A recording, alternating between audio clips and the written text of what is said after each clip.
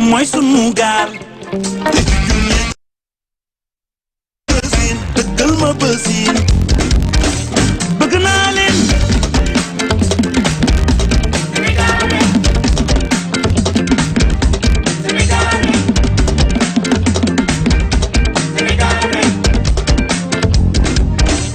bëgg naa leen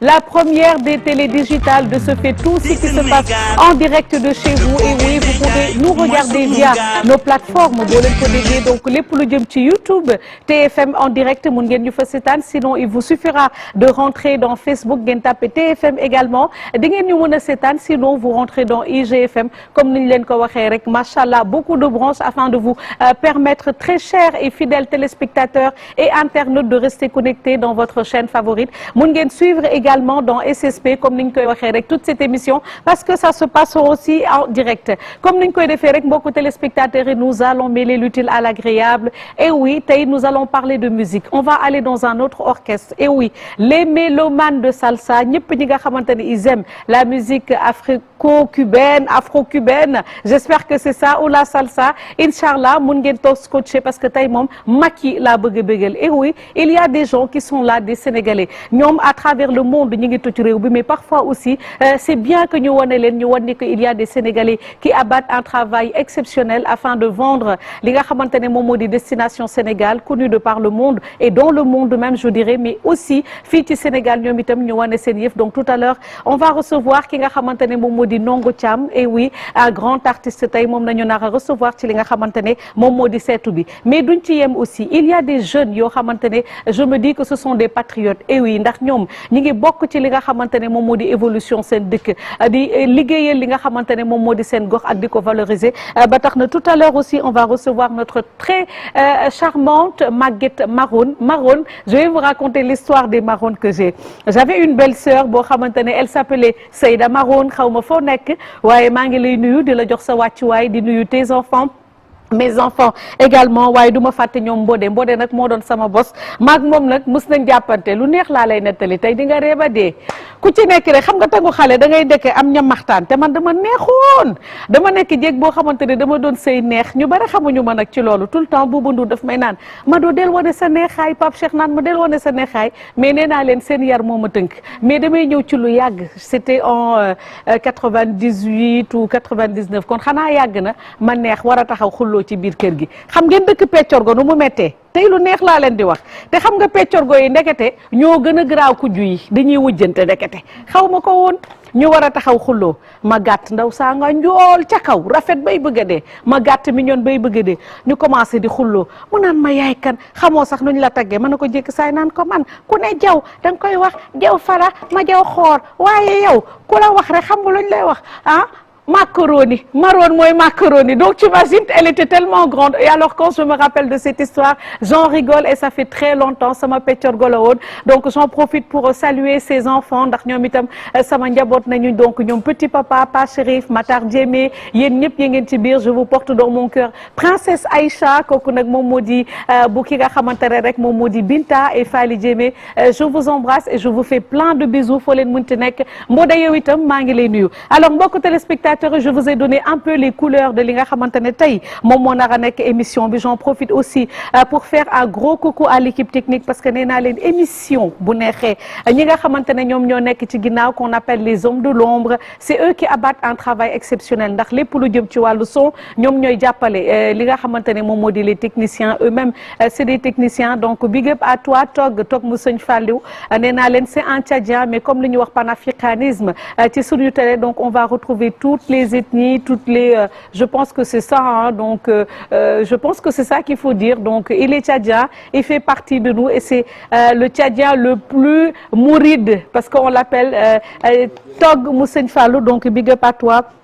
Tapelaay au niveau de la réalisation maa ngi koy bëgg bu baax a baax et il y a Anta nag mooy xale bu jigéen bi mujjee ñëw sunu télé nag ñoo mën a casting njagataan naat na ku baax xale bi njool na ndigg bi sew bi affaire yi noonu vous comprendrez foofu baax na tànk yeeg yooyu yëpp baax na waaye bu ma ñuulee ci télé bi ma def ko yëfu jigéen bu ma xeesee ci télé bi rek ne Anta la bu ma ñuulee rek dinaa ne waaye yéen Anta ku ko yebal ci man xanaa kii sama ay noonu dugg ak moom pour ñuulal ma waaye fi mu ne nii moom Anta fi ne ndax moo ma defar ba mu baax moom du jeeg bu sikk ku baax la donc big up à toi Anta. Eva la belle elle aussi qui coordonne cette belle émission on te fait un gros coucou yaayu nene moom laa koy wax et du ma fàtte Rimka aussi qui est l'assistant à la réalisation l'assistant au son big up à toi aussi il y a aussi kan la Abakara il y a Abakara qui est là et toute la team en tout cas ce sera un plaisir très chers téléspectateurs de partager avec vous cette belle émission tey nag on a des invités de marque ay honorables invités je dirais une koo xamante ne sama bosu bopp la madame Kane Fatou Diabira plein de bisous à toi je te fais plein de cœur moom day sama xarit ba pare di jàppale ma bëgg ma jàppale ma ci sama liggéey kon kooku maa ngi koy ñaanal gudd fan tawfeex ak taysir waaye nag Khadija Hazame elle moom je vous parlerai d'elle si vous pensez à la grâce elle incarne la grâce, elle incarne la classe. Et oui, aujourd'hui, va esquiver des pas de danse et c'est elle qui va nous faire cette belle démonstration pour vous dire que vraiment la salsa, beaucoup de aussi, il faut savoir manier la danse avec et elle sait le faire. Donc, tey nee naa leen je veux faire plaisir à toutes les personnes yi nga xamante ne jot nañ dund lii dañuy dekkalaat démb donc partager les connexions taal leen télé parce que aujourd'hui il y aura du lourd. Alors li may def rek damay commencer pas par la droite parce que c'est un monsieur qui est à ma droite mais comme Monsieur il est galant mun ngeen ko wane nongo Thiam la star je vais vers la gauche donc je vais commencer avec ma très chère Khadija regarde je dis Khadija avec Maguette Maroon bii nag du macaroni Maguette Maroon nag bëgg naa tey boo nuyoo ba pare ma xool yow parce que yéen nouvelle génération yi xamu leen nu ngeen di taggee seen bopp de est-ce que mën nga tagg sa bopp gis nga nuyool maa ngi lay nuyu. D'abord je vous remercie man tam maa ngi lay fay. Merci quand même pour l'invitation. Merci pour occasion bi ñu may pour ñu mën a exprimer par rapport à notre projet. Donc man maa ngi tudd Maguette Maroon je fais partie du FEMACEN du festival de Malika le Sénégal en miniature. Donc je salue tout le monde je salue l'équipe ñi ngi may seetaan à travers la TFM. maa ngi ñëpp di leen wax ni voilà on est là et on va parler de l'essentiel par rapport au projet.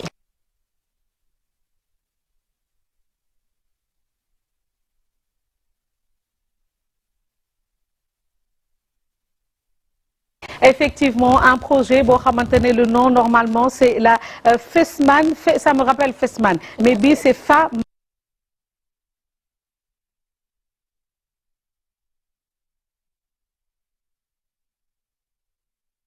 le senti whatever je ne sais pas en tout cas paraît-il que c'est le Sénégal en miniature tey est-ce que tu peux nous expliquer un peu ou nous faire une petite présentation déjà de Malika balaa ñuy ñëw ci festival bi ngeen organisé. Voilà donc Malika dafa nekk benn village traditionnel. Érigé en commune, mais qui garde l'aspect du village parce que Malika, il y a toujours un chef de village. Vous comprenez? Donc Malika am particularité parce que tey boo déggee Malika décharge Mbeubeuss ngay njëkk a xalaat. La plus grande décharge de l'Afrique de l'Ouest se trouve à Malika. Effectivement. Donc on a le lac Bouy qui faisait partie du patrimoine de l'UNESCO. Donc on a aussi Nguédjiouga qui reçoit le deuxième plus grand pèlerinage aujourd'hui de la communauté layène. Effectivement layène c'est une commune qui regorge d'histoire. Effectivement boo xamante ne nii dafa am ay particularités ça veut dire aujourd'hui Sénégal un peu partout foo ci dem. da ngay gis séeréer da ngay gis joola da ngay gis njaago et cetera mais Malika ce sont les quartiers qui portent le nom de ces ethnies là. C'est pas possible da ngay dem Malika fekk fa quartier njaago fekk fa quartier joola fekk fa séeréer. voilà ba am na bu tukulóor rek. am na Malika Pël wala Malika tukulóor nañuy wax. man moom maa ngi Malika Pël. aywa kon maa ngi yow ñoo bokk ay yëf macha allah mais les marrons normalement c'est pas des séeréer ou des na. on est des séeréer. voilà est-ce que doo leen waa Foundiougne ou quelque chose comme ça waa fan nga exactement. waa Saloum donc gis ngeen ko macha allah Sénégal waaye moom fi mu naan Malika Pël la bëgg te man tamit donc tey c'est un plaisir de la recevoir. alors on parle de li nga xamante ne mooy FEMACEN wax nañ ko sànq mooy le festival de Malika Sénégal en miniature alors exactement festival boo gis dinañ wax waxtaanee li nga xamante ne moom moo di ay thèmes déjà kañ lay commencer ce sera à partir de quand et puis yan ngeen nar a débattre exactement. Alors ce sera à partir de demain. Inch'Allah Inch'Allah du 24 au 27.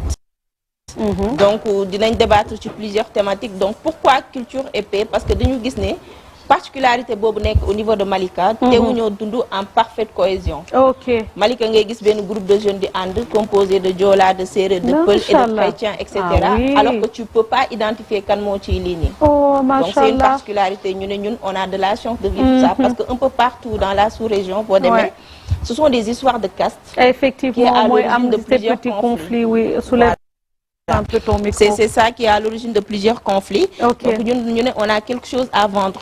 Donc d'où le thème de culture et paix. On veut faire sortir l'aspect culturel au niveau de Malika, l'aspect religieux parce qu'on peut pas parler de culture sans religion. Effectivement. Voilà, et l'aspect paix qu'il y a la solidarité, l'environnement paisible qu'il y a entre vous, ça c'est bien et surtout par rapport à la jeunesse, la cohésion.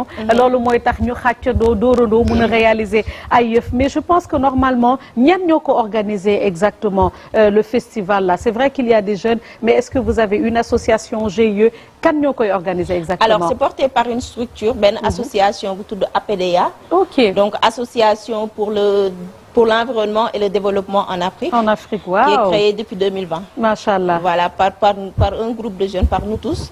Parce qu'on a vu qu'au niveau de Malika, il y a des potentialités. Ok. Déjà, on œuvre beaucoup sur l'aspect environnemental, sur l'aspect développement et sur l'enrôlement aussi des associations qui sont au niveau de Malika. Parce que tey boo ñëwee Malika, 99% associations yi nga xamante am nañ fa këyit, NINEA, risque de commerce et tout, c'est l'association qui a monté les dossiers et tout. On fait aussi des études de terrain par rapport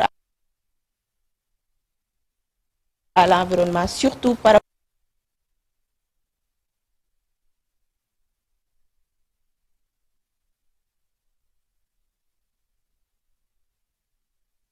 rapport à l'impact du décharge de Mbeubeuss sur la population de Malika et tout. Donc on a vu que ce sont des problématiques qui étaient là et que nous en tant que jeunes on s'est sentis concernés et qu'on devait prendre en charge aussi ces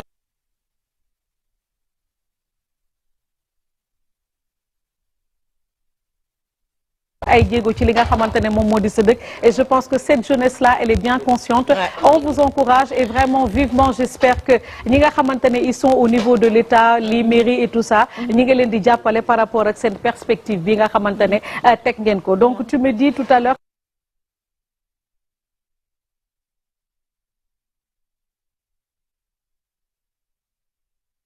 culture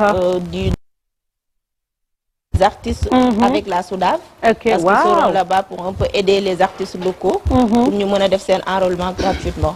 Machallah. Voilà, il y aura aussi des panels. Voilà, c'est ce que j'ai demandé, programme bi. Voilà, il y aura des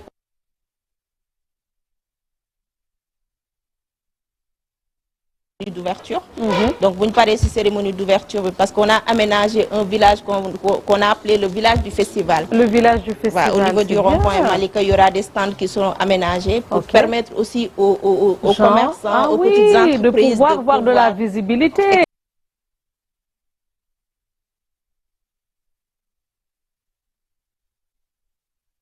Mur de graffiti boo xamante ni aussi on va faire un mur de graffiti les artistes graffeurs pour leur permettre de s'exprimer d'exprimer leur art. Il y aura un caravane culturel boo xam ne ethnie bu ci nekk dañ lay solal nga déparé ci sa koñ. On va se retrouver au niveau du terminus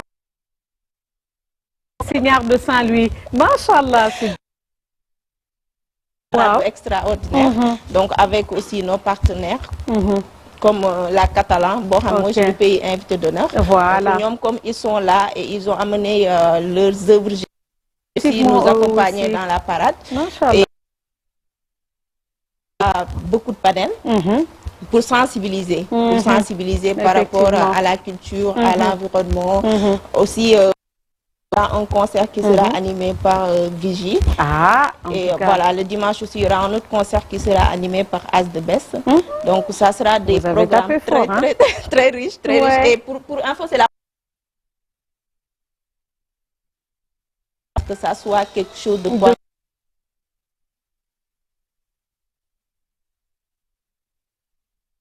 Vous avez invité les télés et tout ça. Ah, et moi, ce que je souhaite, ce sera la dernière question, en tout cas, bravo. Mais est-ce que aussi vous avez pensé ou bien vous avez projeté? Parce que quand je vois toutes les fins d'explication, vous parlez d'Afrique.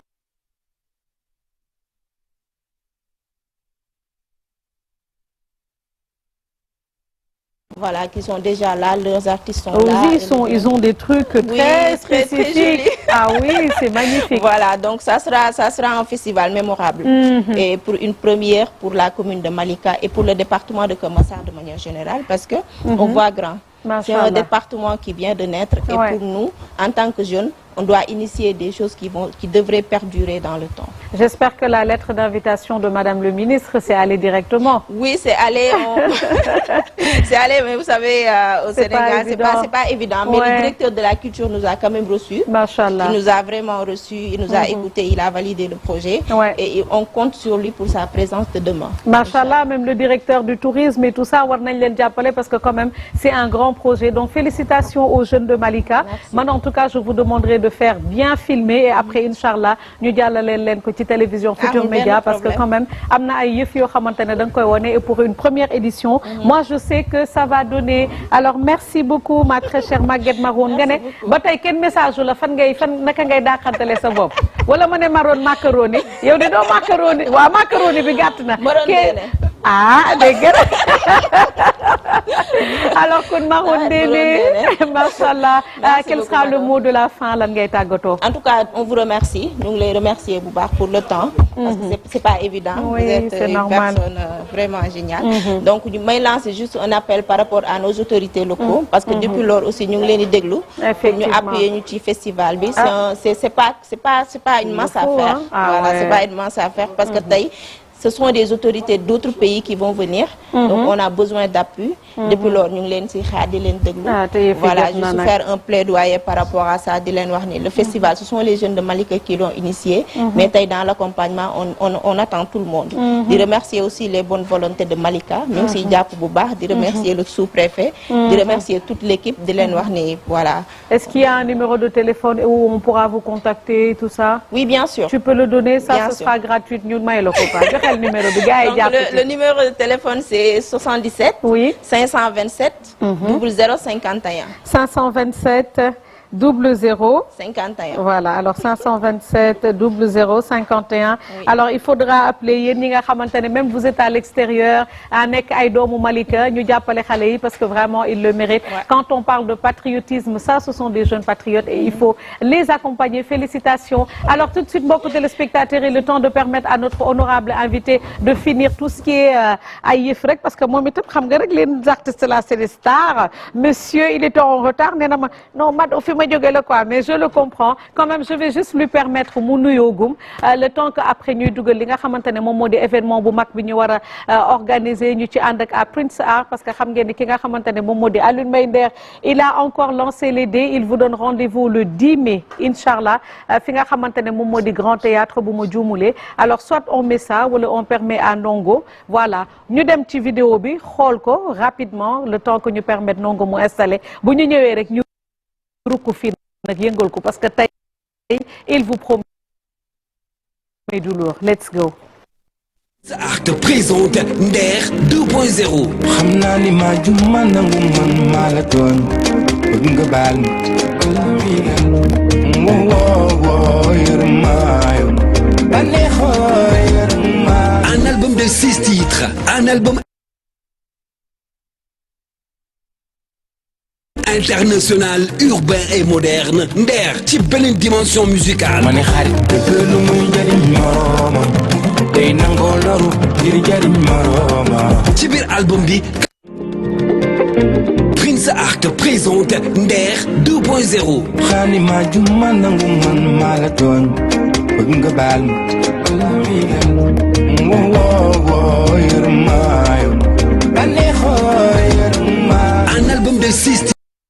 Un album international, urbain et moderne. Nder ci beneen dimension musicale. Ma ne xarit dëgg lu muy jariñ morooma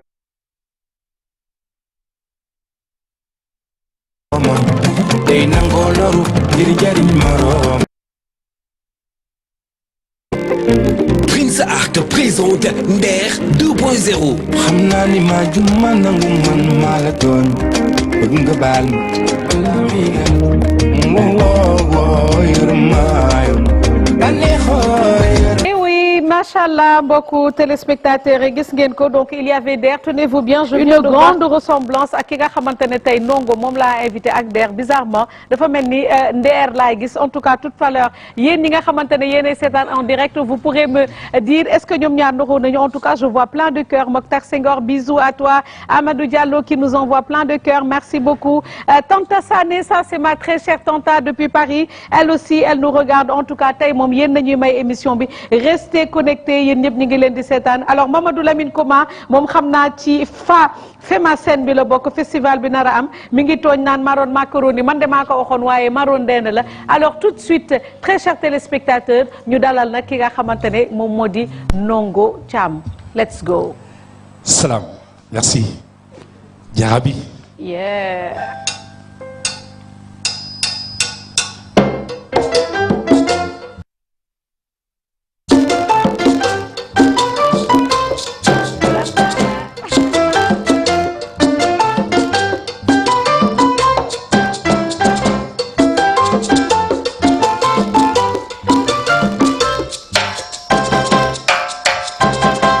Ni jarabi te bala mogoma, jarabi te bala mogoma, jarabi te bala mogoma, jarabi te bala mogoma, makonom na jala dimba, jarabi te bala mogoma, makonom na musoro dimba, jarabi te bala mogoma, jajaja le boy kele kadiye.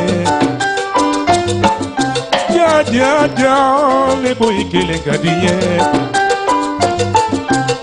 I jarabi te bala mogoma jarabi te bala mogoma I jarabi te bala mogoma jarabi te bala mogoma I makono na samara dimma jarabi te bala mogoma makono na musoro dimma jarabi te bala mogoma le boy kele kadiye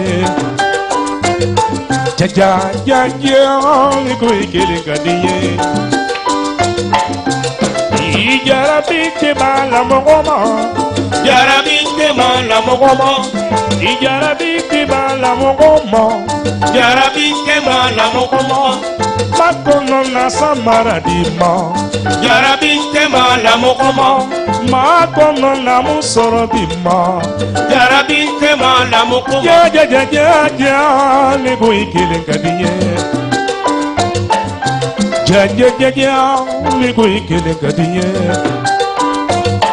je t'aime.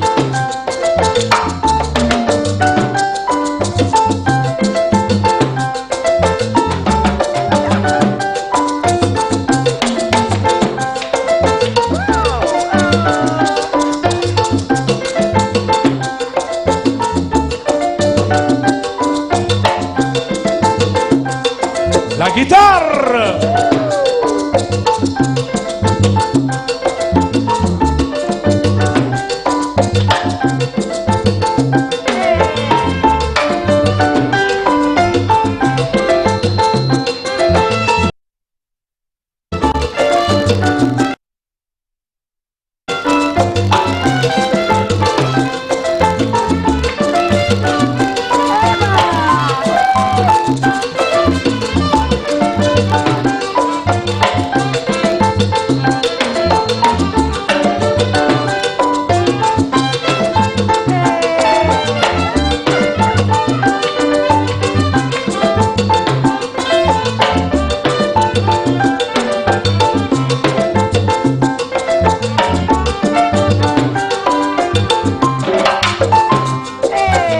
Kumamfe shiri kumana ya Rabbi kumamfe man ya maganal yi buldi mbay mo kay nu jubo buldi mbay mo shiri kay nu jubo mala tondi la balu balma anja Rabbi kanu mala tondi la balu balma shiri ko buldi mamere Sonebedo Ikanata Chéri Kanata Ikanata Kanu Kanata Nitara kanto me mirisa Kon kon kon kon Dailina Jarabi Bedo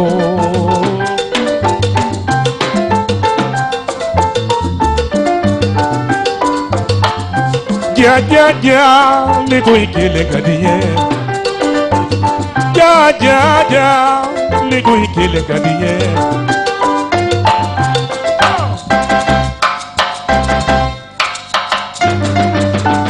Iko kadiye Iko kadiye Iko kadiye Iko kadiye Iko kadiye Iko Karinye, Iko Karinye, Iko Karinye, Iko Karinye, Iko Karinye, Iko Karinye, Alimensi Iko Karinye, Lebe Mirimo, Iko Karinye, Alimensi Iko Karinye, Sirime Mirimo, Iko Karinye, Tumabe, Sinoro, Iko Karinye, Mirimo, Iko Karinye, Iko Karinye, Alimensi Iko Karinye, Sirime Mirimo, Iko Karinye, Alimensi Iko Karinye, Lebe Mirimo, Iko Karinye, Tumabe, Tumabe, Tumabe, Tumabe, Tumabe, Tumabe, Iko Karinye, Tumabe, Iko Karinye, Iko Karinye, Iko Karinye, Iko Karinye. Merci. Venez vous asseoir par là, venez par là, ma très chère. Je vais vous installer parce que yo xam nga ci kanam. Dinaa la lakkal. Je vous laisse vous reposer. Et je vais vous demander tout à l'heure parce que vraiment, vous allez nous apprendre comment on esquive ces pas de danse. Machallah, beaucoup téléspectateurs et comme ni ngeen ko giseen, je vois que les internautes sont hyper contents. Comme je l'ai dit, la première télé digitale ba tax na mun ngeen ñu seetaan inchallah ci li nga xamante ne moom moo di TFM en direct, YouTube en direct. Sinon après, vous pourrez nous regarder aussi sur SSP en direct wala SSP après ci li ñuy tegaat inchallah. J'en profite pour faire un gros coucou à Florence, elle aussi qui nous fait un live depuis TikTok. Donc gis ngeen ko mbokku téléspectateurs et j'espère que les mélomanes aujourd'hui sont contents. Lépp luñ fi tekk rek nee naa leen may naa ko Madame Kane Fatou Diabira, hein, c'est comme ça bu ma juumulee sama yaayu bopp. Bisous à toi. Donc li ñuy def rek wax naa leen ko mbokku téléspectateurs yi tey on a eu le plaisir de recevoir ki nga xamante ne nag moom moo di Ndongo Thiam nag di artiste koo xamante ne kenn dootu ko présenté wax naa leen ko qui a débuté sa carrière depuis très longtemps. De toute façon li ñuy naan tungu ne du teew ñuy nataal loolu yëpp dinañ ci waxtaan waaye for naa ci wéewu béy ñu ne ma que sœuru ki nga xamante ne moom moo di Mati Thiam Dogo donc ñu ngi koy bisu la ak jàmm ci plateau bi Ndongo. macha allah Mado. am mbégte ak contentement trop ci teewaay bi fii. et mu doon loo xamante ni bi itam nekk na lu très cher ci ñun. merci pour invitation bi. et di ñaan yàlla sama borom lii ngay def saa su ne xam nga di ko defal artistes yi. yàlla sama borom fay la ci sa xol. amiin amiin waaw di wax ni man la Ndongo Thiam. Voilà donc macha allah comme vous l'avez dit. nekk ci musique bi un peu depuis très longtemps. di ci jéem nag quoi comme li ñuy wax di ci jàng di ci jéem. parce que am jàng la rek xam nga. donc voilà donc di ñaan yàlla fa suñu grand frère yi tolloon suñu maestro yi suñu tonton yi suñu papa yi ci musique. surtout afro-cubain ñun ñu dem ba toll fa wala ñu romb ko. loolu daal mooy suñu souhait. Je vois que vous êtes très humble te for naa quand même ci lu yàgg comme boobu léegi ñu ngi commencé di yàgg ci wàllu musique ak liggéey bi artiste daal boo bëggee dem fu sore da nga war a humble et je vois que vous êtes très humble ndax boo ma nee ni fi mu ne nii yaa ngi jàng ba tey man mii dina ma yéem ndax li ma gis ni ku mokkal fi mu ne nii mooy tari te li nga tari macha allah. Alors afro-cubaine qu'est-ce qui vous a lié wala lié créer ce link tey ba nga war a toog di way lu ne mel. macha allah li ma lié ak musique. Voilà xam nga bokk na ci plus particulièrement sama benn tonton bu nekkoon Bamako bu ñuy wax Raymond Fernandez mi ngi nekkoon à Bamako yoroon fa orchestre am et man ma doon dem aventure en Côte d'Ivoire yàlla sama borom def 2 ou 3 jours yi ma def foofu ma dégg ñu ne am na benn orchestre salsa bu joué foofu comme man je suis percussionniste déjà avant d'être chanteur. D'accord. Voilà ma ñëw fa tombé exactement amuñu seen bon ñëw rek joué leen affaire bi impressionné leen ñoom ñoo ma téye Bamako muy Remo Fernandez du Africando. D'accord. Après may raconté aussi à Taras et Los Maestros Miguelito. Bon noonu daal laa débuté suma carrière musique afro-cubaine mu nekkoon lu doy waar nag loo xamante ne bii. dama cee dugg rek après gis ci nag ki nga xamante àdduna muy Laba Socé. Oh Laba Socé. waaw le vieux papa Laba Socé muy def son retour en Côte d'Ivoire pour war a ñibbisi au Sénégal. On a fait 6 ou 7 mois ensemble yoo xamante ne bii ñoo doon tëdd benn lal. man sama kër la doon fanaan. dëgg la. man ak moom cendriyam lépp ak ma téye ba léegi suma kër. yal na ko yàlla suñu borom xarit àjjana. amiin voilà donc mu mayoon ma fit nag. ni ma nag dama laa dégg la nga doon sama doom. may ñaan yàlla ëllëg. liggéey bi ma sumb yow nga eggaleel ma ko. ndeysaan ma ne ko dinaa ci jéem li ma man yàlla mooy dogal. dëgg la fu ma ca toll rek te sama borom tollal ma fa ma xam ne foofu laay waaye amour bi noonu laa koy téye continuer moom. macha allah maa doon noonu la. macha allah en tout cas c'est très bien tey yaa ngi wax Laba Socé feu là-bas moom itam ñu ngi koy ñaanal bu baax a baax comme il nous a tant marqué et je pense que yow tamit tu vas faire partie de ces ténors. Ça rentre dans le cœur et on sent que ci sa biir xol nga koy jëlee alors tey bu ñu ñëwee par rapport au début depuis kañ nga commencé li nga xamante ne déjà moom moo di sa carrière musicale et puis bu ma la ci xool est-ce que vous avez déjà eu à créer quelque chose comme par exemple sortie album wala lenn loo xamante ne daal vraiment tey mën nañ xam ne que kii c'est Ndongo. waaye une très belle question même la wax. Bon franchement bon parce que ay participer ci groupe la groupe. Voilà donc Ndongo commencé d'abord sa musique avec sa grande sœur Mati Thiam Dogo. Ah Mati. waaw mu nekk lu yàgg en 96. dëgg la ndeysaan. sabar man déjà sax. ñu bari ñu ma xamoon ci sabar lañ ma xamee suma grand Faye Birame Penda Wagan. ndeysaan Mbaye Gueye Faye. est-ce que xam ma bu baax doon suma grand frère. Baye Demba di sama rakk. ñu yàgg lool ñu ci sabar. mais comme li ñuy wax percussion déjà. dafa bokk ci li ëpp valeur ci musique. parce que mënuñu def musique sans la percussion. effectivement voilà donc ma jaar ci tarbiyu ko nag ba lu bare bon ma yaakaar ni am naa ko ci. ma ne xaaral ma wut plus boobu moo indi tey. may way waaye bi may nekk ak suma mag Mati Thiam Dogo. boobu maa ngi def tëgg sabar. mais booba sama dret way la doon yëg. sama wallahi azim sama direct way la doon yëg. ma ni mais man maa ngi tëgg c'est vrai man naa tëgg mais man war damaa mën a way.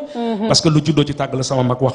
naawul jaaxale mbokkam lii moo ma dugal si way. alors buñ doon wax tey way dama lay indiwaat ci démb tey boo doon fàttaliku way bi nga njëkk a way ci salsa nga ko def wala way traditionnel bu fekkee mën nga ma ci ñamal. way bi ma njëkk a way ci salsa laa ko def. ah d'accord ok. te way bi ma njëkk a way pourquoi ma def ko ci salsa mooy marqué woon comme li ma la wax. muy wayu Laba Socé. parce que dafa nekkoon koo xamante ni bii li dugaloon amour sama diggante ak Laba yàlla moo ko xam te bi ma koy bëgg gisuma ko xawuma ko. c'est pas ba sunu borom wallaay xamale boole ma ak moom te lépp nekk àll nag. dëgg booba Laba maa ngi daan imité morceau bi. ben la bicicleta mi corazón en bailando la bossa baila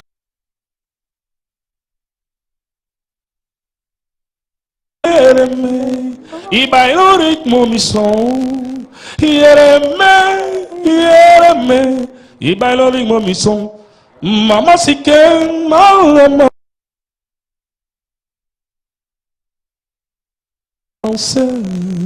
danser loolu phrase bu ndaw la mais comme damay doomi géwal loolu daf ma daan dugg trop.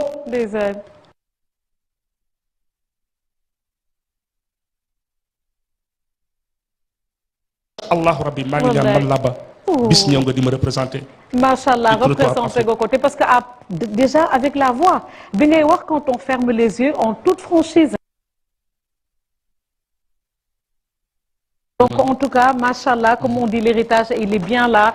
Donc effectivement donc moom itam on pense à lui ñu ngi koy def un gros coucou. Alors tout à l'heure aussi ñu ngi doon waxtaan ci par rapport à ton aventure à Bamako. Alors tey bi nga demee ci Bamako donc c'est vrai est-ce que tu peux nous raconter foofu aussi qu'est-ce que tu as vécu en particularité là-bas. waa lu neex loo xamante ne bii su ma ko fàttalikoo wuyu ma nag daf ci géwél am nag dafa ay neex anecdote nag yoo xamante ni bii après dina leen def tuuti ay reetaan quoi. li nga wax léegi dafa neex delluwaat ci lu neex lu neex lu neex rek Bamako tonton Mbaye Gueye nga ma jox léegi lu neex kooku sama papa la sama nijaay la sama xarit la. dëgg la c'est que dama Bamako c'est que Bamako. waaw lu neex boo déggee ma ko mooy. ndeysaan tey li ma fa amee. dafa nekk loo xamante ni bii yàlla na ma ko yàlla suñu borom may Sénégal. amiin Mado man maay premier sénégalais bi njëkk a def soirée sénégalaise à Bamako. c'est pas possible maay premier sénégalais bi imposé sabar dans la musique malienne. c'est pas possible bokk si nekk auteur compositeur chanteur percussionniste.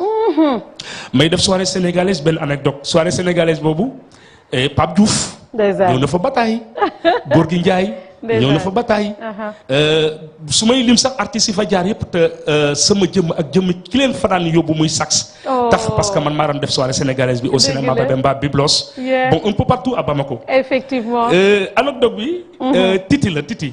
Titi men xam naa am li ñu may seetaan. ndeysaan mais Titi ree ba bëgg a dee. dëgg la dafa am benn jour. may joué benn boîte bu ñuy wax ding ding. ding ding à Bamako. ñu invité woon Titi comme artiste sénégalaise. mais Titi ñëw fa bon du coup ñuy def soirée bi quoi xam nga léegi ñu may ñu xaalis bu bari xam nga man yooyu dañu. man yooyu dañu mën a battre nag ñoom dégg naa mais li ñuy battre lépp. waaw Titi moom mi ngi way man maa ngi tëgg. c'est toi donc dañ lay jalal rek quoi. est-ce que. léegi ñu pare. war a borom boîte bi dajale xaalis bi téye ko. waay oui si. te yéen a ko moom. wala Mado ba fii ma toll nii xaw ma Titi de mais bat moom. ji laaloo léegi dërëm. bon si sama boîte bon. boîte ba est-ce que ma ngay dox ba tey rek est-ce que boîte ba ma ngay dox wala fay na. moom nii bon ici.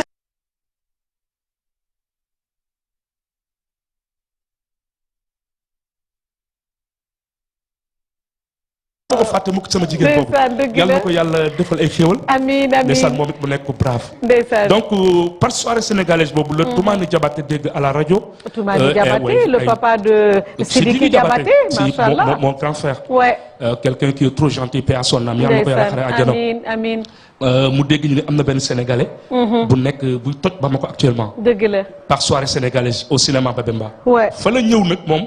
xaw ma Toumani. je ne connaissais même pas. effectivement ni mu toogee noonu ma def sama soirée pare mu ne ma kaay wuyu Toumani Diabaté ma ne kuy Toumani. ndeysaan ñu ne ma le grand maestro. c'est pas de la musique malienne moo la soxla. ma ne ah bon. ma ñëw xaaral ma dem toog ñëw moom ndeysaan nii. est-ce que. waaw mu nekk nit ku modeste. ku baax yàlla na ko yàlla xare àjjana. mu ne ma noo tudd ma ne ko Thiam mu ne ma dama doon dem Sénégal. pour dem wuti ji percussionniste. pour sama album. ndeysaan. mais li ma dégg ci yow doy na ma. c'est pas possible. et damaa dégg sama producteur sama tourneur. ouais muy Nick Gold. Nick Gold. waaw yu tonton Youssou Ndour xam na ko bu baax. ndeysaan waaw. le Baobab xam nañ ko bu baax. ñun ñëpp moo leen di tournel. effectivement waaw mu ne ma Nick Gold. wax naa ko say affaire yónnee naa ko say vidéo mais apprécié na comme quoi que album bi ñu war a def yow au lieu que ñuy jël dem Sénégal di fa jëli percussionniste yow yaa koy def oh là là lii mooma lien ak Toumani c'est pas possible waaw mu bokk si album boobu bon muy sunu premier disque muy le Mali Sadio d'accord moom mooy son bi Wally Seck reprendre ak Boy Cheikh ak dëgg la man maa def arrangement bi non et la percussion macha allah voilà donc affaire boobu ñu dem def mixage bi à Londres. waaw Londres Music Man de Londres de ces Nick Gold aussi. Bon avec cet album. qui nous a permis de faire vraiment énormément de tournées. internationales. Plusieurs fois en Europe, plusieurs fois aux États-Unis. Bon dans le monde entier sauf Chine. que j'ai pas été avec Toumani Diabaté. C'est pas possible. Et à travers Toumani aussi que j'ai raconté Salif Keita. Non mais attendez les gars. Non mais allô quoi. Regardez ça, c'est vraiment une star. Des applaudissements dans la salle. Merci. Gis nga li ma la waxoon moo ma dalaat. doo ci ñëwaat yaa ngi. Donc gis ngeen le public participe donc Prince Bass sunu frère qui pose cette question balaa ñuy ñëw ci tournée internationale bi. tontu waaw tontu ko waaw du ma màgget parce que dama yore sama soxna mu baax lool ci man. déggal loolu. waaw sama soxna di ma toppatoo guddeeg bëccëg. à côté d'un grand homme. toujours une grande dame. di yaay Fallou Thiam yu góor yi ak Fallou Thiam yu jigéen yi. waay waay dama amal ay Fallou yu góor ak sëñ Fallou yu jigéen. kookoo tax du ma màgget. kookoo tax sama génération ku ma ci jàpp dama lay du ma bëgg a dee. ñoom ñëpp maa leen man maa sant nag Serigne Fallou bu baax. bi ma booleeg soxna su baax soosu nga xam ne nii. Khadija mi xam na ko ndax pourtant tegante wuñu bët man dañuy déggante téléphone mu mettre ma à l'aise toppatawut sama guddi toppatawut sama bëccëg te lu ma ko jox doyloo na jabaru ko artiste moom da ko romb moom ndeysaan moom lu Thione Seck doon gis ci jaaga rek moom gis naa ko ci moom oh macha yàlla allah na yàlla lafal cat Machallah amin ya rabbi j'en profite également aussi pour sargal képp koo xamante ne sox ngay artiste nga et comme on dit parce que comme on dit tout le temps à côté des grands hommes il y a tout le temps des grandes dames te bu ma naan des grands hommes comme ñoom ñii nga xamante ne tey dëkkuñu sax seen i kër ndax ñi nga xamante ne ñoo leen gën a moom moo di seen soppe ba tax na léeg-léeg seen liggéey day laaj ñuy def li nga xamante ne moom moo di ay tournée liggéey bëccëg liggéey guddi donc saafonte sax léeg-léeg ak seen njaboot day jafe loolu waaye suñu borom bu leen dénkee li ñu naan soxna ay jaariyatullah mun nañ ko wax du doonu ci diine waaye ki nga xamante ne yaa ngi nekk ci sa wetu sang di ko jàppale ci li nga xamante ne moom moo di liggéeyam doo ko sonal yore njaboot gi yar leen ci nu mu waree kon nag moom tey bokk na ci yaayu fàllu yi maa ngi koy nuyu moo tax ma naan man yëg-yëg rek laay demee te man ku ma xam man maa di madu bu sëñ fàllu moo tax gis la benn yoon ca sama anniversaire u yaay ji la woon tubaar fakal la ma am yëg-yëg loo am cofeel ci yow ndekete yow kon sëñ fàllu moo ñu boole donc vraiment kontaan naa loolu tey recevoir la ci plateau bi donc tout de suite balaa ñuy dem ci tournée internationale bi bëgg naa ci ñam ci tuuti da nga ñuy ñamalaat leneen mais je vais juste demander je sais pas s'il y a quelqu'un qui a un micro à côté da nga yore benn micro baal abal ma sa micro parce que tout à l'heure quand on parlait de salsa la musique elle est belle mais tout le temps à côté est-ce que mën nga ma ko dindil abal ma ko rek ma jox ko sunu invité bi comme ça elle aussi je voudrais lui demander pourquoi tout le temps salaamaaleykum alors pourquoi tout le temps bu ñu waxee salsa dañuy gis ay pas de danse yoo xamante ne macha allah dañ koy esquiver moo tax moom dama ciy bëgg rek nuyu ko laaj ko ne ko xeetu pas yooyu naka lañ koy jàngee parce que je vois qu'il y a beaucoup de grâce elle s'appelle Khadija Azamé bismillah dalal ak jàmm ci plateau bi maa ngi lay nuyu ma très chère. salaamaaleykum madame maa ngi leen di nuyu. di leen sant. di nuyu ñëpp mbooloo bi fi nekk. merci di nuyu borom TFM Youssou Ndour de passage. pour la première fois. à la télé. oui du sama affaire. mais bon yow tam ku ma yàgg neex nga si télé bi wax dëgg yàlla. merci beaucoup mais tey la ko yàlla dogaloon. dëgg la ndeysaan waaw grâce à Ndongo mi. Ndongo la ak Fatou. dëgg la waaw Fatou sama xarit la. ndeysaan wax dëgg yàlla. keroog bi ma la gisee ci anniversaire am dama kontaan. dëgg la ma ne ko Mado mii de yàgg naa di ko gis mais. xaw ma nu may def bi gis ko. mu ne sama xarit la wallaay. ma ne ko bés de di nga ma ko présenté. gis nga moo tax tey bi ma waxee ne da ngay ñëw fii. gëmewu ma ko sax. déggalee pourquoi pas. avec Mado kay damay dem. déggal loolu. waaw ma daal di bàyyi yëpp daal di ñëw. kontaan naa. mais macha allah. sant yàlla. fecc dafa nekk ci man depuis ma nekk xale. d'accord. waaw dama ko jànguma ko. dama ko mas a bëgg. dëgg la. dama ko mas a bëgg ba nga xam ne bu ma koy def. du ma xool public bi toog. effectivement da ngay dem parce que li ngay yëg ngay def. li may yëg laay génnee. macha allah naturellement. et puis avec beaucoup de grâce. waaw moom laay génnee wala wucce naag fecc yu xumb yooyu. wala son bi waaw moo war a. feeling bi yëpp day génnee. déggal loolu moom yëpp laay génnee. macha allah donc feeling boobu tey sant yàlla macha allah. je vous en prie feeling boobu tey moom la ñu nar a bokk téléspectateurs yi tout de suite encore balaa ñuy eggali suñu waxtaan rek on va encore laisser ki nga xamante ne moom moo di Ndongo tey suñu gan mu doxaat ñu beneen son parce que je pense que gars yi ci boppam internet bi ñooy réclamer naan Mado wax ji bu mu bare moom nay joué rek kon na ca dal nañ ñamaat leneen. donc morceau bi Mado. maa ngi koy may aw bu su fàllu sama soxna. waaye sama propre composition la. bëgg morceau bi ci kàttanu yàlla benn jour ñëw mu cartonné. dëgg la mooy yaayu Fallou Thiam moom laa may morceau bi. bii day cartonné ñu fa ñëwaat bàyyi. wallaay j'aime les femmes. ndeysaan da nga baax sama yaay Mama Fatou Diabira. ndeysaan. Khadija Yasmin may naa leen morceau bi. jeex na tàkk merci beaucoup. allez let's go.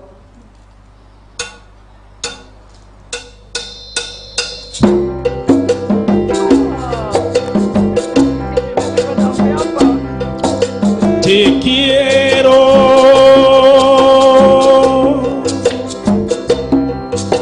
morena.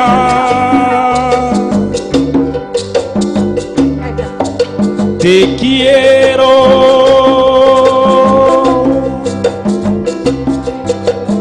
oh pura vida rosa, por tu raíz alemente. Otros lagos me abusarán.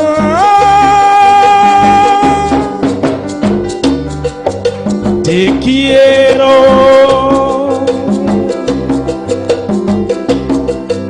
me muero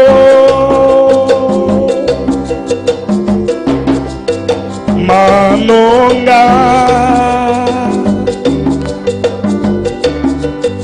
te quiero.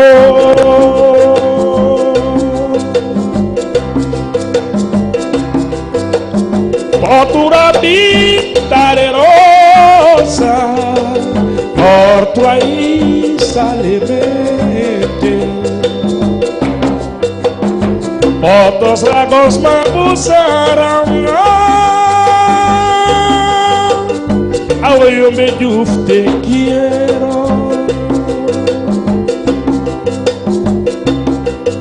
Me muero.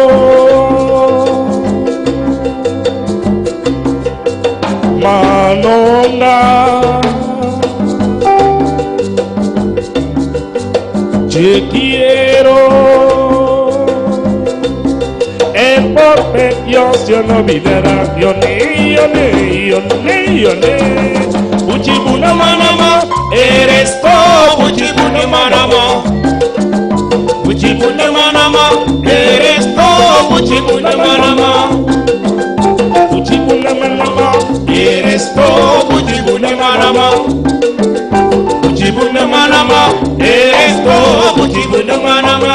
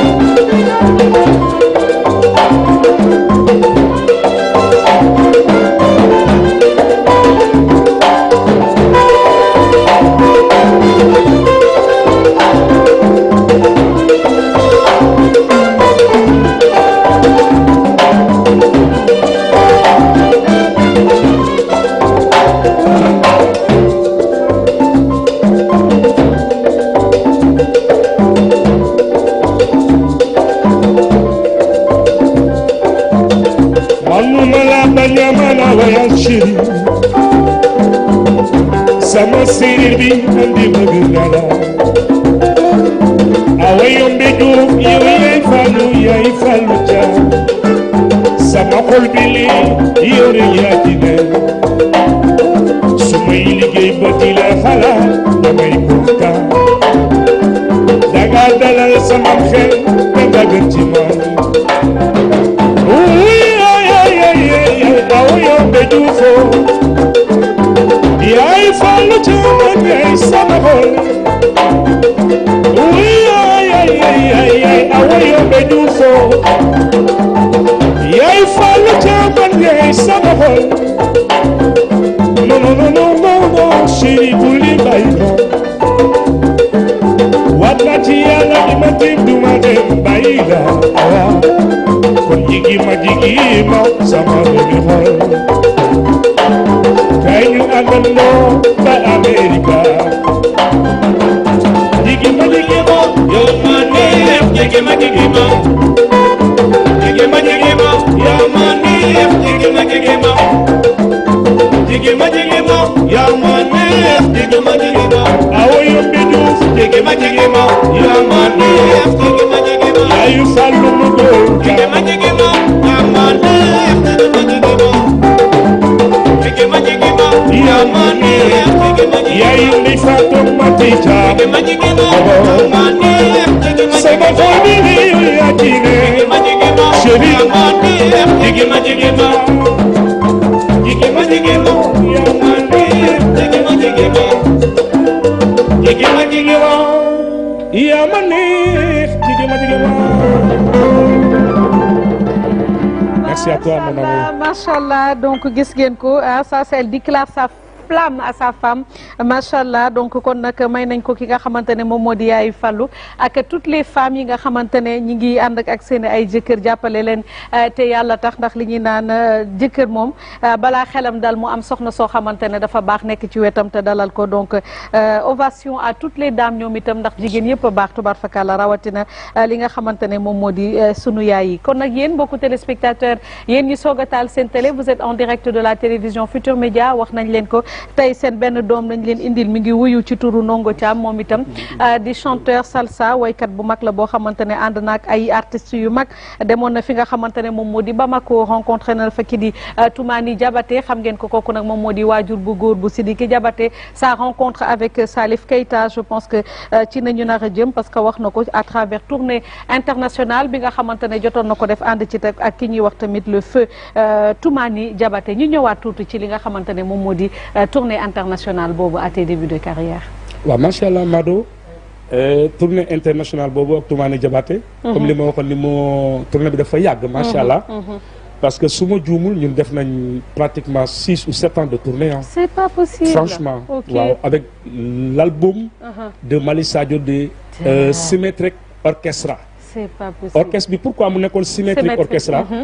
dañ ko defoon un peu orchestre panafricain. ok mais j'étais le seul sénégalais ak benn grand bu ñu doon wax Moussa. moom léegi mi ngi Belgique foofu la toog. ok Moussa Diabaté. voilà donc après burkinabé malien ivoirien ainsi de suite noonu lañ jaxasee orchestre bi. mais base fondamentale bi daal moom mooy panafricain la woon moo tax moo waral le mot de Symétrique Orchestra. Symétrique Orchestra. voilà comme Sidiki je le salue de passage sama doom la. depuis qu'il est tout petit. depuis qu'il est tout petit. il a grandi voilà devant mes bras. voilà devant mes yeux et dans mes bras donc. Sidiki kooku sama doom la. voilà donc papam doonoon ku humble ci man ku baax. ku amoon. daf ma bëggoon. effectivement te lu ma defoon doy na ko. ndeysaan il avait la lu ma defoon doy na ko. dëgg la bëgg ma ni ma ndongo ma ne ko amul ma dama am benn jëw bu ma wax. boobu demaguñu parce que avant les tournées. dañoo ànd man ak moom à Londres. d'accord wax naa la ko. pour défi le mixage. de l'album de Mali Sadio. mu ni ma fekk suba la ñu war a dem xaw ma ginnaaw suba. waaw mu ni ma mais ndongo man ko amul ma y a beaucoup de gens. c'est des musiciens qui me disent que yow boo demee da ngay daw. da ngay daw oh. ma ne ko non mais pourquoi mu ni ma non ñoom nee nañ. d'habitude les Sénégalais bu ñu voyager dañuy daw ndeysaan. waaw ma ne ko ma ne ko je viens juste de te rencontrer xaw ma la. maa ngi lay doog a xam. effectivement ma ne ko mais da ngaa fekk ma gëm sama bopp. yow fi nga toll nii bay gagné say marché ay tournée di dem international. dama ñaan yàlla toll fa bay amal sama bopp ay tournée international. dëgg la du ma yàqal kenn liggéeyam. bon man ngeen dem. boo ñëwee fekk ma fi boo amee confiance bu ñu dem. est-ce que. mu ne ma loolu nga ma wax doy na ma. pour wax la nit ku ëmb ku mel ni moom. sérieusement. à travers moom comme li ma la wax. Salif Keita Oumou Sankaré xam nga ci album Oumou Sankaré bi Sewa Nale. non. oui oui kii nga ci. je le dis bel et bien jëlal album bi nga xool ci ginnaaw album bi. wallaay. di nga ci gis Ndongo Thiam. Ndongo Thiam effectivement percussion macha allah. mais percussion aussi arrangement parce que rythme sénégalais la. effectivement c'est vrai boo ko dégloo. ouais muy seewaa nale. gisuma Kebs Thiam waaye xam naa ma nga yëngu bu fi nekkoon yàkkamti poser question. album boobu. ndeysaan maa ngi ko def ak papa Cheikh Tidiane Seck. grand pianiste. malien mais mi ngi vivre en France. mi ngi Paris ndeysaan waaw donc après album boobu la ma def ak Oumou Sankré. ma def encore ak Fati Niamé.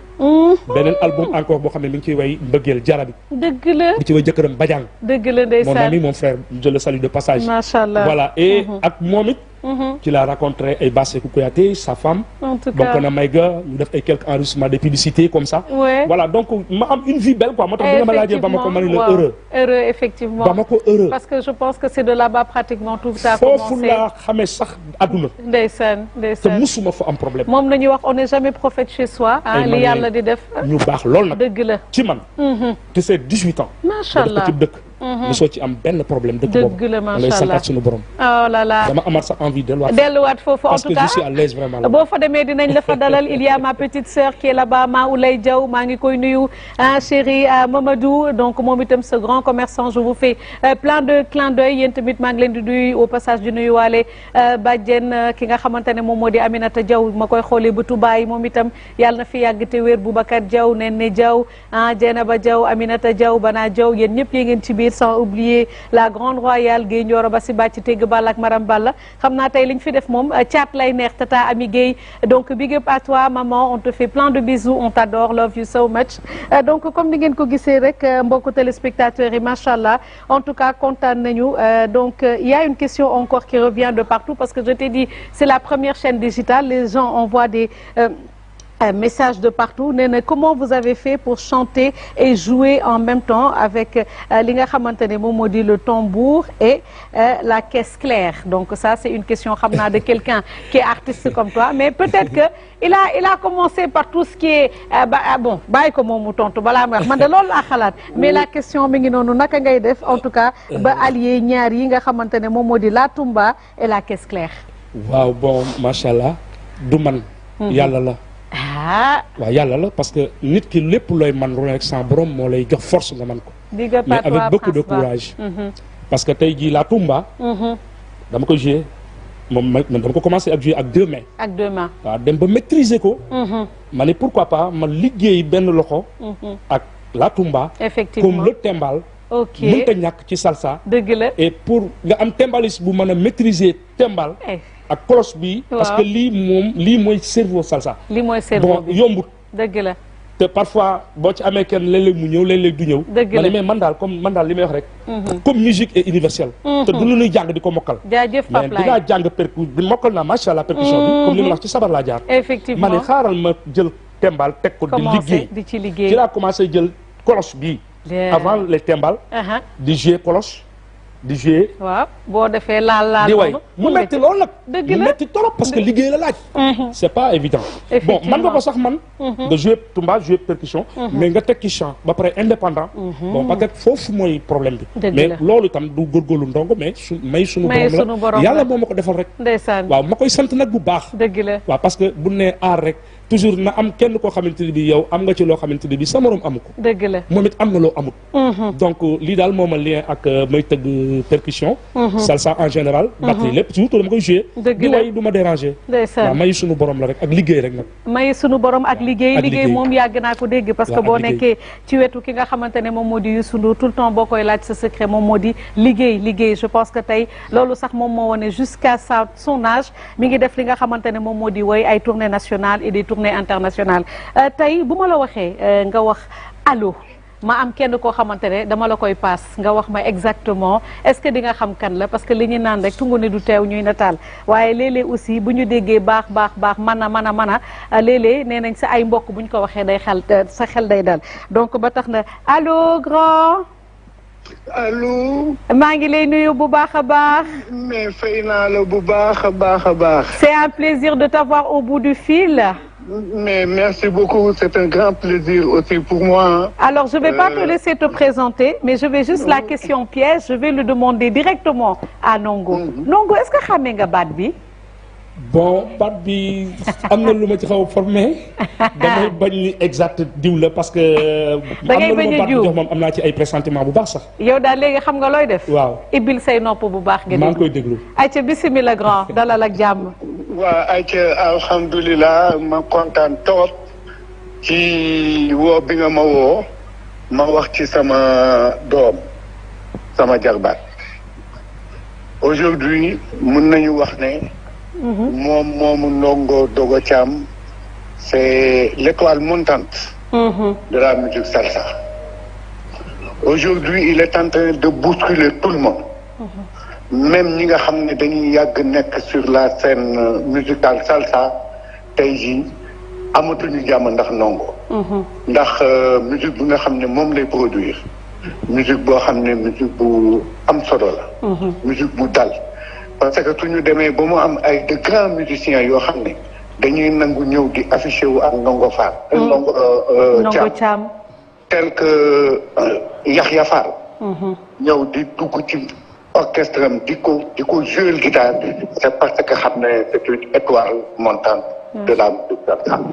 am na yar am na teggin am na yitte fonk na faale na ñi nga xam ne ñoom ñooy ñëw ci moom xam nga àdduna bi kenn moomul kenn. nit ku nekk saa yoo jógee bugg génn am na foo xam ne mën nga fa dem. dëgg la waaye soo jógee tey ñi fi nekk du ma tudd ñeneen ñi parce que du ma def publicité ci ñoom parce que du ñoom Ndongo la. tey ñu bàyyi lépp dem di ko fekk Archotel. daan ko fekk COP 21. feneen foo xam ne fii dem na fa Ndongo pour ma wax la ma ne la. dafa fonk ay nitam. ndeysaan. xam nga tey niveau bi mu toll. mais tey su ñu ñëwee ba nga xam ne dañu am suñu jigéen. ndeysaan am suñu xarit. koo xam ne dañ ko fonk. muy Fatou Diabira. muy def anniversaire am Marmiton. Ndongo nangu jël kiyam nan la tuddati. orchestre am di ko déplacé di dem di ko fekk foofu. ak niveau bu mu toll tey ci musique nga xam ne Ndongo il est dans l'humilité et la modestie. et ouais, on l'avait dit tout à l'heure. Il est dans la fidélité et la loyauté.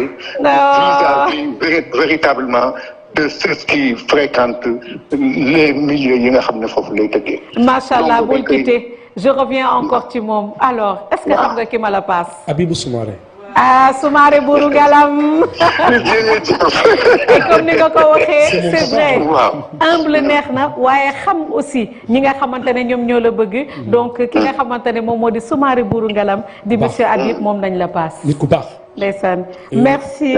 li mu wax nag ci moom la nekk Amadou. dëgg la waaw moom ci moom la nekk rek. ndeysaan. waaw ba pare man ñi may fréquenté. ñoo ma gën.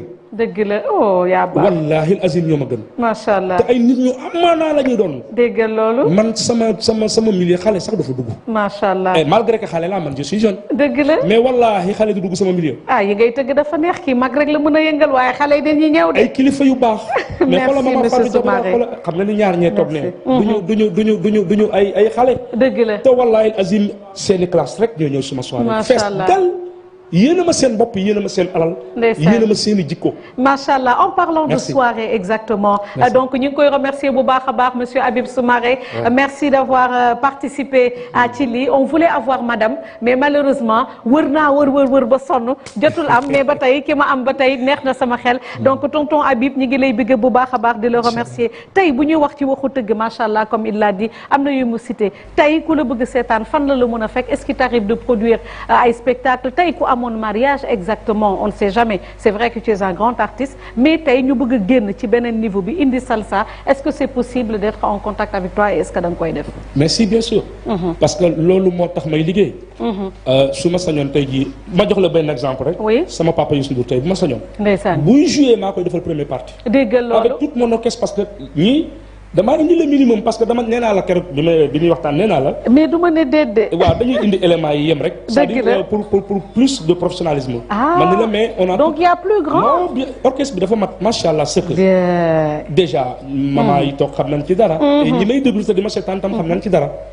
donc tout mon souhait est que lépp loo xamante ne bii tey luy produit salsa la. et puis musique fu musique di am rek.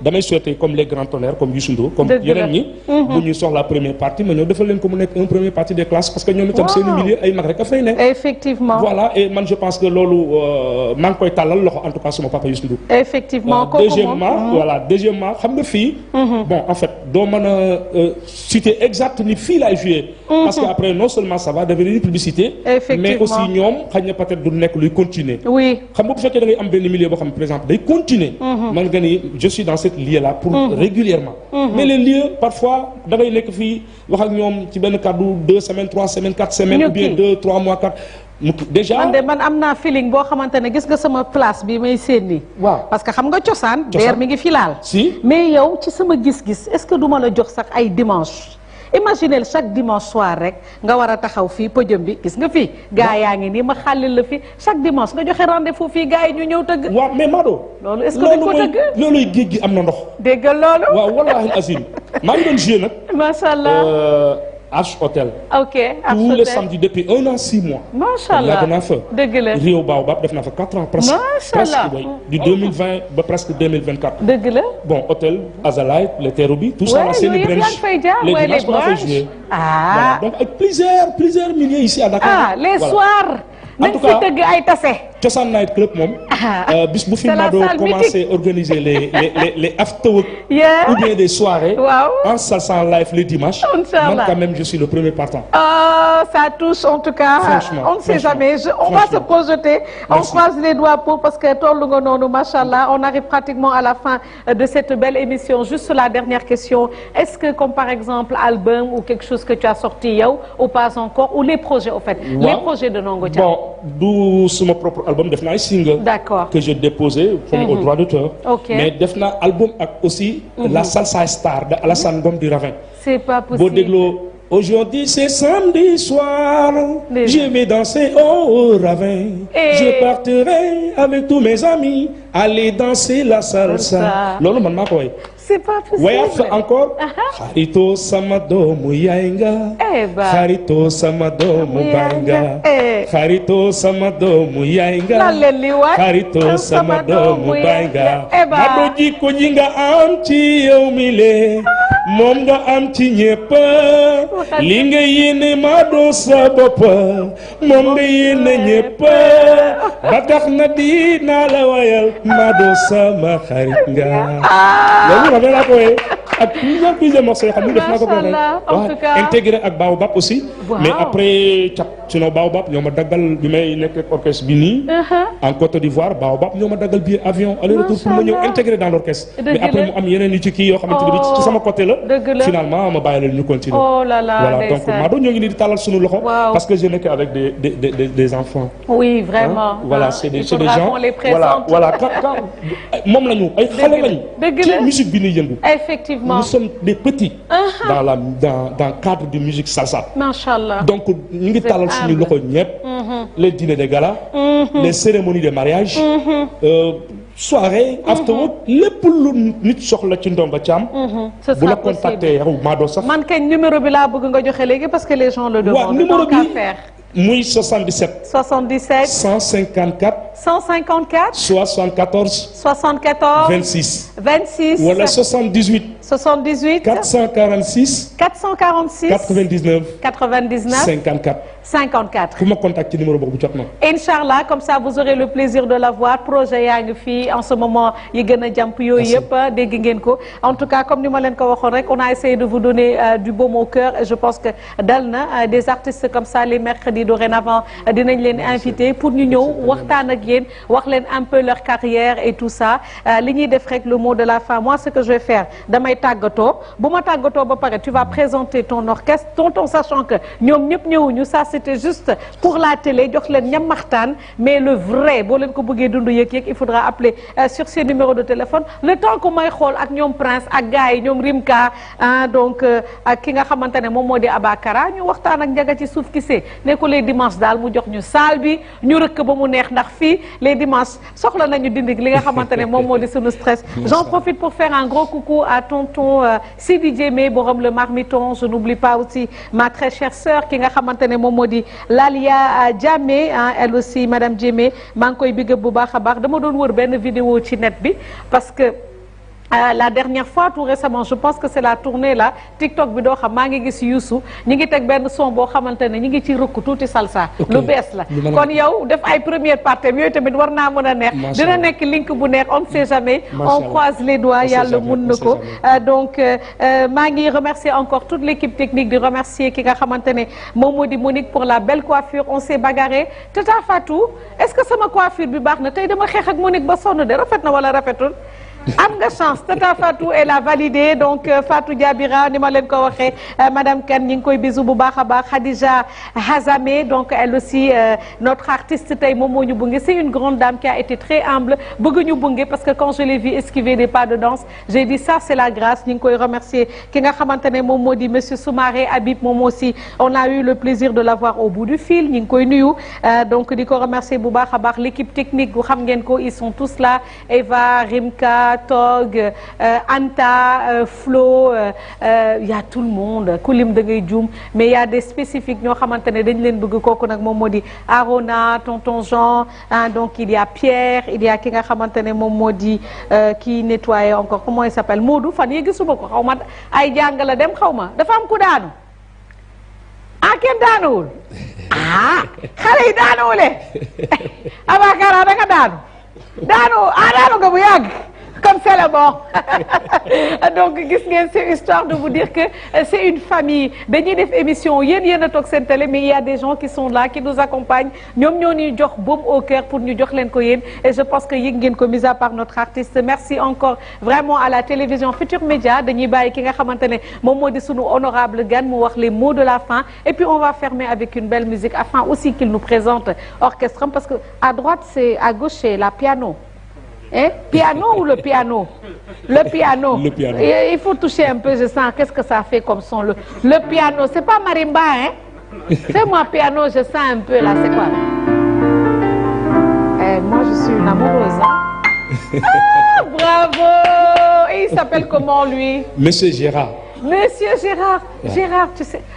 un petit. C'est le Benjamin du groupe, hein? En tout cas, moi, chat groupe, quoi. Les chats là, ils ont du goût. C'est ça, les Benjamins sont toujours comme ça. Refais-moi un petit truc là, j'adore ça, j'adore le son du piano. Hein. Marimba, c'était pareil, mais ça aussi, c'est bien.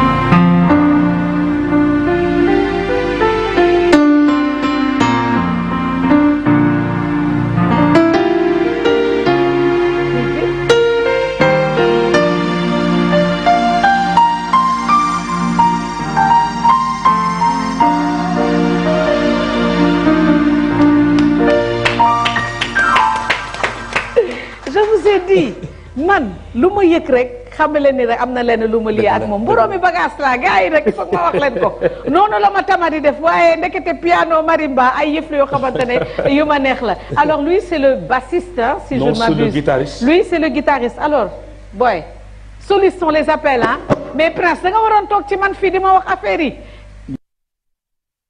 monsieur Jacob. Jacob. Comme Jacob du Casava. Je t'ai dit, Jacob. Ah, Jacob. Alors, c'est quoi que tu me donnes un peu le goût, là? Hein?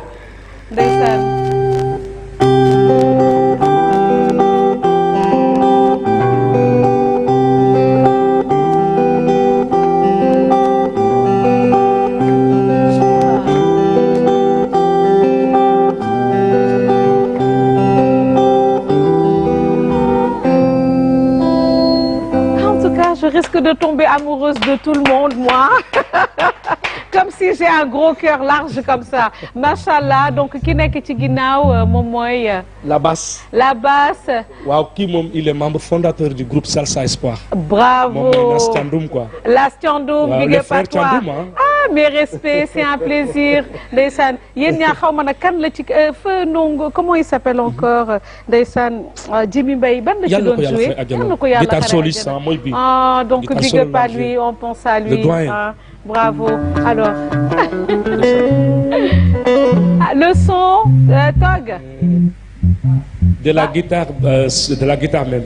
Alors please, c'est bon. De Jimmy Mbaye, la guitare accompagnement. solo.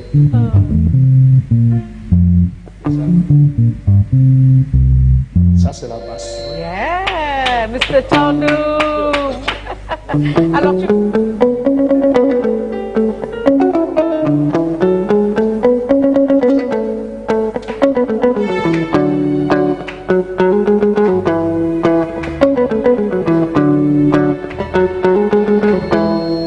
Maïsa Dembu Jodo ya mo wele Maïsa Dembu Jodo ya mo ye Oy Birima fumu yendo mayendo fayendo na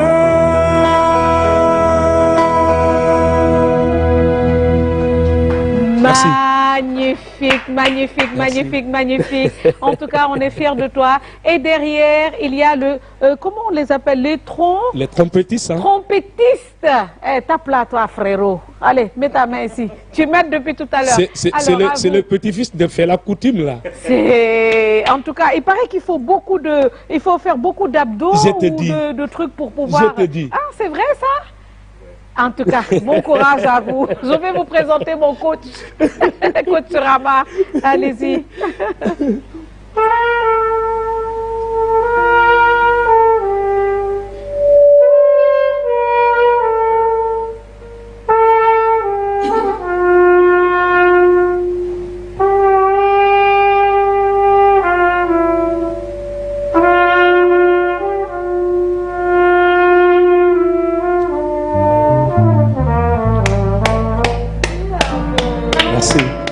Merci. C'est magnifique. Et là, à droite, moi qui a Aou. Qui c'est mon jumeau? C'est mon jumeau, Mbaye Babacar. Mbaye Babacar. Sall. Jaajëf Sall Ngari. Sall lam tooro buru gede. Yooyu pour naa mën a ne. Ayca. Macha Allah, moom tamit mu nekk ci sama wet. nekk ci sama kanam. moo may aw mais moo nekk ci sama kanam. Macha Allah. Parce que dama ko jiital. Et il a une très belle voix. man a woy lool macha allah. dëgg la mais nangu wàcce boppam ñëw nekk ak man. est-ce que su ma nee ko mbay doxalal mun ma noo yow demal.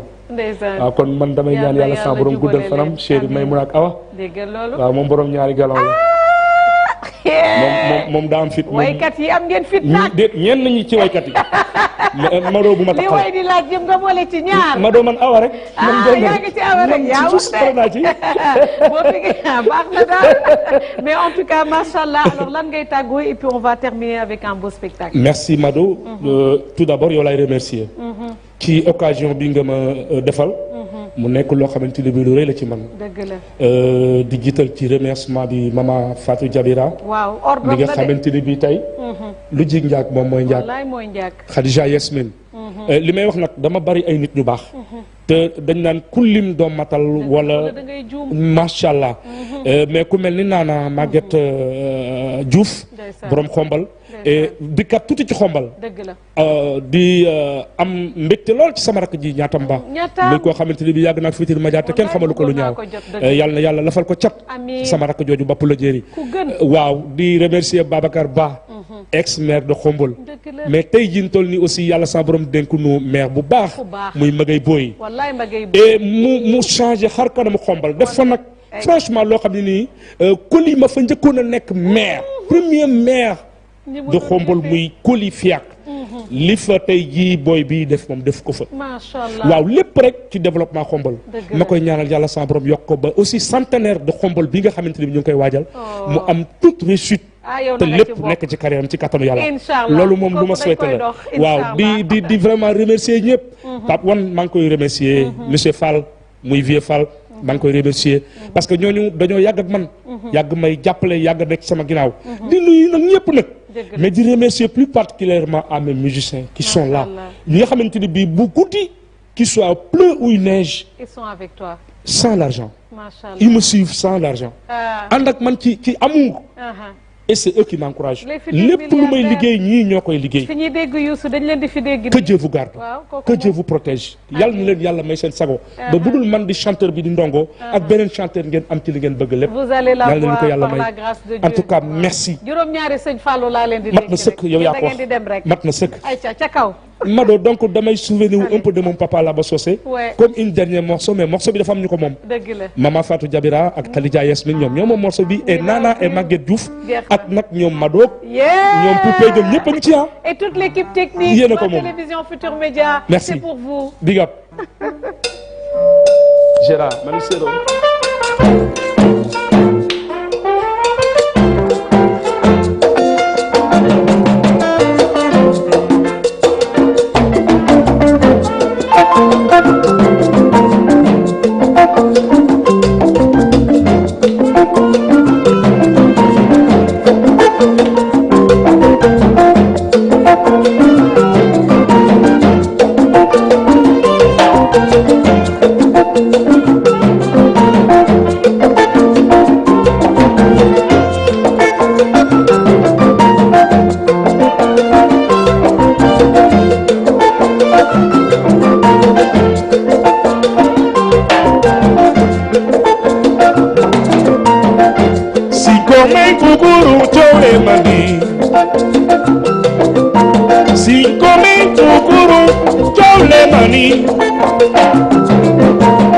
Si come cucurú, yo le mami. Suavecito y me besta, te amo siempre no perder El manicero sobre supremo, si de quien disfruta tu gata y amate de tu mapero.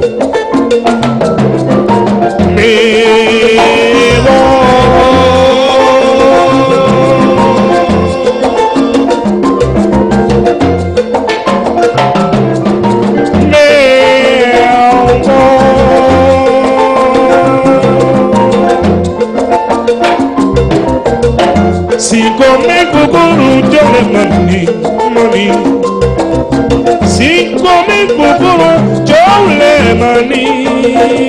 manicero, si come cucurú yo le suavecito ribero está, y amo siempre con beber El manicero sobre supremo, si de quien disfruta tu cantar y ama de ver tu martelo. A sorrito mi cuore dosandomi, si come cucurú yo le maní.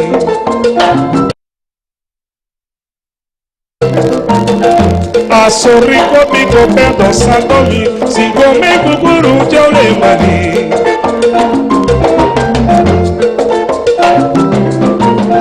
La consigue, opino me voto, ti quiero ver la mamía cuando tengo ya mi lado.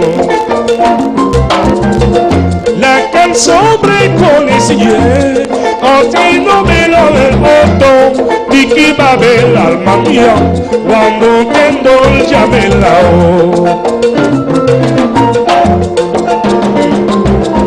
Suave nina, suave nina, suave nina, suave nina, suave nina, suave suavecito nina, suave nina, suave suavecito nina, suave nina, suave suavecito la la y la Oh, chilling, chilling, chilling, chilling. Chilling, chilling, chilling, chilling. Killing, killing, chilling, chilling. Chilling, killing, chilling, chilling. Oh, chilling, maestro,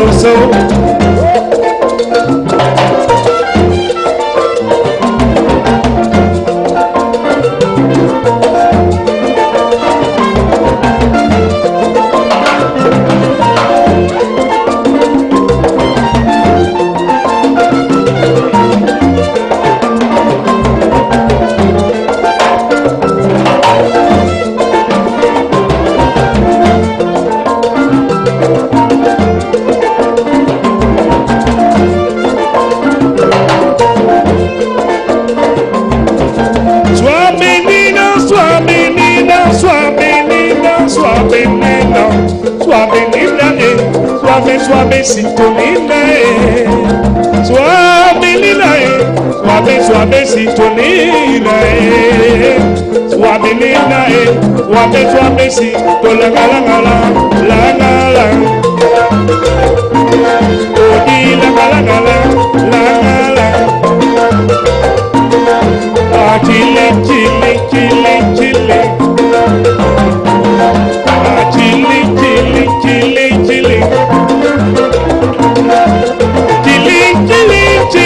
Chile.